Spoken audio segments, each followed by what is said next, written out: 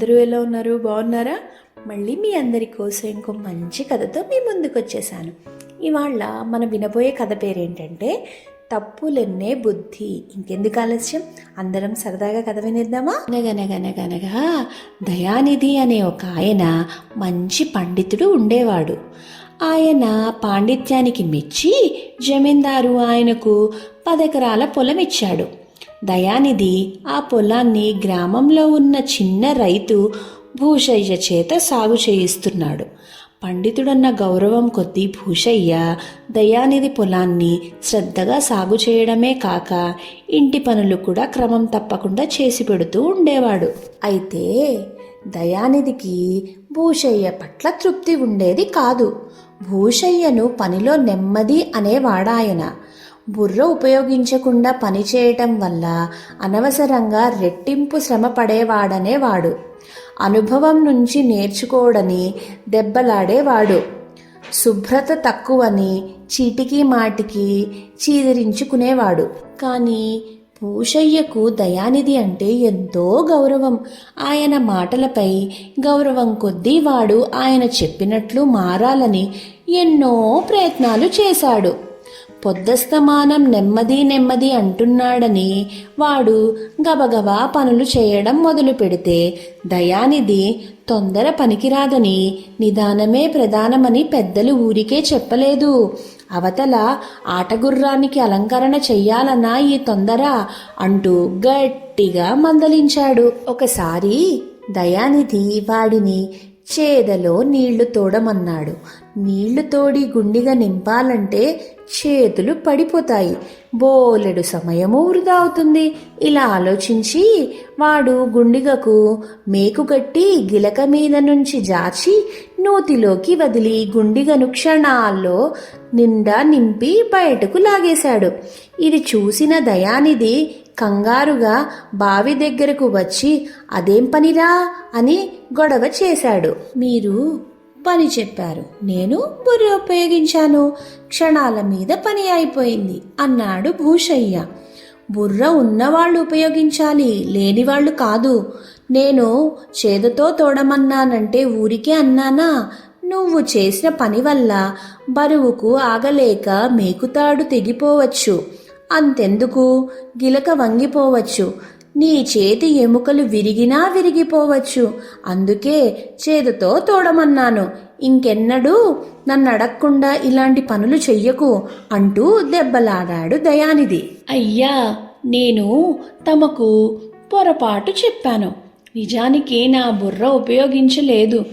ఎన్నో ఏళ్లుగా నేను తోడుకుంటున్నాను, ఏ ప్రమాదమూ లేదు. ఆ అనుభవాన్ని ఉపయోగించి ఇప్పుడు శ్రమ తగ్గించుకుంటున్నాను అంటూ భూషయ్య సర్ది చెప్పాలని చూశాడు. అయితే దయానిధి మండిపడుతూ, జ్ఞానం పాండిత్యం లేని చోట అనుభవం రాణించదు. ఏ కొండ మీదో ఉండగా నిన్నొక క్రూర జంతువు తరిమిందనుకో, క్షణాల మీద ఎంత ఎత్తునైనా దూకేసి పారిపోయి ప్రాణాలు రక్షించుకుంటావు. ఆ అనుభవంతో మళ్ళీ కొండ మీద నుంచి దూకాలంటే ప్రాణాలు పోతాయి. నీకు శరీర శాస్త్రం గురించి తెలియదు, భౌతిక శాస్త్రం తెలియదు. అందువల్లే ఇంతకాలం అలా పనిచేశావు. అదృష్టమో నా వంటి వారి ఆశీర్వాదాల బలమో నిన్ను కాపాడింది. ఇక మీదట ఇలాంటి పనులు చెయ్యకు అని హెచ్చరించాడు. శుభ్రం తక్కువని చీదరించుకుంటున్నాడని ఒకరోజు భూషయ్య శుభ్రంగా స్నానం చేసి మల్లెపువ్వు లాంటి బట్టలు కట్టుకుని వంటికి మంచి అత్తరు పూసుకుని దయానిధి ఇంటికి వెళ్ళాడు. దయానిధి వాణ్ణి చూస్తూనే, ఏరా, పెరటి దొడ్లో పని చేయడానికి వచ్చావా, నాతో పంక్తి భోజనం చెయ్యాలనుకుంటున్నావా అని కోపడ్డాడు. మీరు చిరాకు పడుతున్నారని శుభ్రంగా స్నానం చేసి మంచి బట్టలు కట్టుకుని వచ్చాను బాబు అన్నాడు భూషయ్య వినయంగా. అదేం కాదు, ఇంత శుభ్రంగా వస్తే నిన్ను చూసి ఏ పని చెప్పలేనని ఇలా తయారయ్యి వచ్చావు. అత్తరు వాసనలతో ఘుమఘుమలాడే వాడి చేత చెమటలు చిందించే పని ఎలా చేయిస్తాను? నీకిష్టం లేకపోతే నేనేమైనా బలవంత పెడుతున్నానా? నీ మనసులోని మాట నోటితో చెబితే సరిపోతుంది కదా, ఇలా డొంక తిరుగుడు వేషాలెందుకు? వెళ్ళు వెళ్ళు, నా పనులు నేనే చేసుకుంటానులే అంటూ నిష్ఠూరంగా మాట్లాడాడు దయానిధి. భూషయ్యకు చంద్రయ్య అనే కొడుకు ఉన్నాడు. వాడు చాలా తెలివైన వాడు. తండ్రిలాగా వ్యవసాయం చేయటం వాడికి ఇష్టం లేక చిన్నప్పటి నుంచి చదువు మీద శ్రద్ధ చూపించేవాడు. వాడికి చదువు చాలా వంట పడుతున్నది.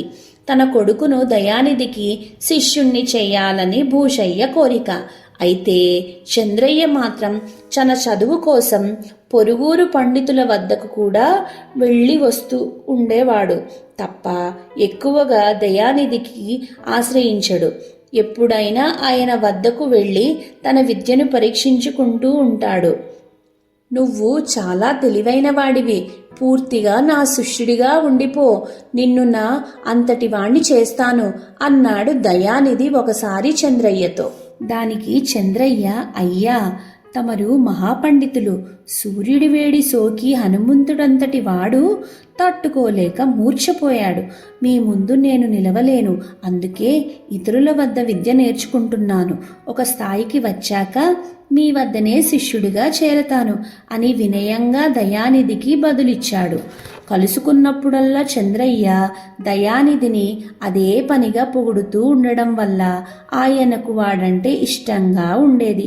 భూషయ్య తరచుగా ఆయన్ను తన కొడుకు చదువు గురించి అడుగుతూ ఉండేవాడు. మీ వాడికి చదువు బాగా వస్తుంది, కానీ వాడికి మర్యాద తెలియదు. నన్ను చూడని వచ్చినప్పుడల్లా నాకు నమస్కారం చెయ్యాలని వాడికి తోచడం లేదు అన్నాడు దయానిధి. అయ్యా, తమరు పెద్దలు, మర్యాద తెలియకపోతే వాడికి తమరే నేర్పాలి అన్నాడు భూషయ్య. పండితులు అడిగి నమస్కారం పెట్టించుకోరు. పెద్దలను కలిసినప్పుడు నమస్కారం పెట్టి పలకరించాలని వాడికి చాలాసార్లు చెప్పాను. అవునని ఒప్పుకుంటాడే తప్ప నాకు నమస్కారం పెట్టడే. నాకు నమస్కారం చెయ్యరా అని నోరు తెరిచి అడగలేను కదా అన్నాడు దయానిధి బాధగా. భూషయ్య ఆ రాత్రి ఇంటి దగ్గర కొడుకును పలకరించి, దయానిధి బాబుకు నువ్వు దండం పెట్టవటగా అన్నాడు. చంద్రయ్య నవ్వి ఊరుకున్నాడు. తప్పు, ఇక మీదట అలా చెయ్యకు, నీ తప్పు దిద్దుకో అన్నాడు భూషయ్య కొడుకును మందలిస్తూ. అందుకు చంద్రయ్య, నేను చదువుకున్నవాణ్ణి కాబట్టి దయానిధి బాబు నన్నేమీ అనడు. నేనాయన్ను పొగుడుతాను కాబట్టి నేనంటే ఆయనకిష్టమే.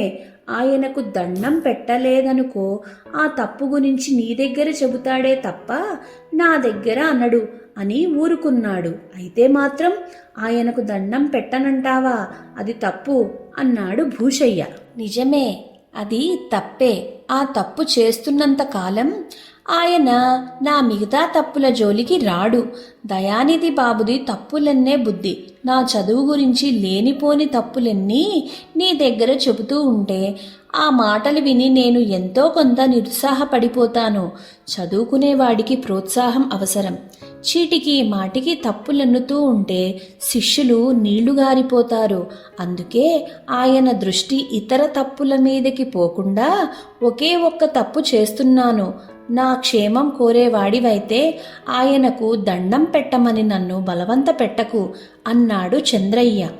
దానితో భూషయ్యకు విషయం అర్థమయ్యింది. వాడు కొడుకు తెలివికి ఎంతో సంతోషించాడు. తప్పులెన్నే బుద్ధి చదువుకున్నవాడి దండానికి అర్హత కాదని కూడా భావించి వాడు కొడుకునిక ఆ విషయంలో ఎప్పుడూ బలవంత పెట్టలేదు. అర్థమైందా పిల్లలు? అందుకని ఎవరిలోనూ ఎప్పుడూ తప్పులెంచకూడదు, తప్పులెంచే గుణం కూడా ఉండకూడదు. మళ్ళీ ఇంకొక కథతో వచ్చే వారం కలుద్దాం.